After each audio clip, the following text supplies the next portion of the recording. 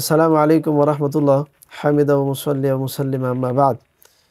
রসুল করিম সাল্লাল্লাহু আলাইহি সাল্লাম বলেন, লা ইয়ালিজুন নার মান সাল্লা ক্বাবলা তুলু'আশ শামসি ওয়া ক্বাবলা গুরুবিহা।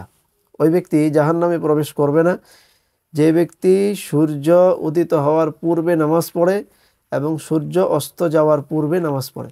তো সূর্য উদিত হওয়ার পূর্বে যে নামাজটা সেটার নাম হচ্ছে ফজরের নামাজ, আর সূর্য অস্ত যাওয়ার পূর্বে যে নামাজ সেটা হচ্ছে আসরের নামাজ।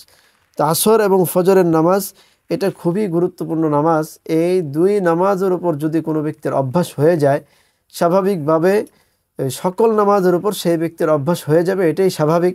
তবে আলাদাভাবে রসুল সাল্লাল্লাহু আলাইহি সাল্লাম এই দুই ওয়াক্ত নামাজের কথা এই কারণেই বলেছেন যে এই দুই ওয়াক্ত নামাজের মানুষ খুব বেশি ব্যস্ততা থাকে। এক নম্বর ব্যস্ততা হচ্ছে ঘুমের ব্যস্ততা, যেরকম শেষ রাতে ঘুমের আরামের একটা ব্যস্ততা থাকে, আরামের একটা বিশাল একটা সময়, সেই আরামটাকে ছেড়ে যেহেতু সেই ব্যক্তি বিশাল বড় একটা ত্যাগ করে সেই ব্যক্তি ফজরের নামাজে শরিক হচ্ছে, ফজরের নামাজ আদায় করতেছে। আর দ্বিতীয় যে একটা নামাজের কথা বলা হলো যে সূর্য অস্ত যাওয়ার পূর্বে আসরের নামাজ, এখানে কাজের ব্যস্ততা খুব বেশি থাকে। অর্থাৎ আসরের সময় যখন ঘনিয়ে আসে, সন্ধ্যা যখন ঘনিয়ে আসে, তখন কাজের ব্যস্ততাটা খুব বেড়ে যায় এবং সন্ধ্যার আগে কাজ শেষ করার একটা প্রতিযোগিতা লেগে যায়।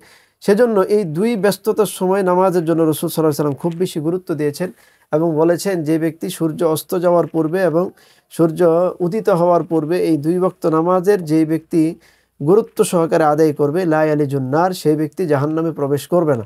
তো আল্লাহ তাআলা আমাদেরকে এই দুই ওয়াক্ত নামাজ সহকারে 5 ওয়াক্ত নামাজের প্রতি গুরুত্ব দিয়ে আদায় করার তৌফিক দান করুন।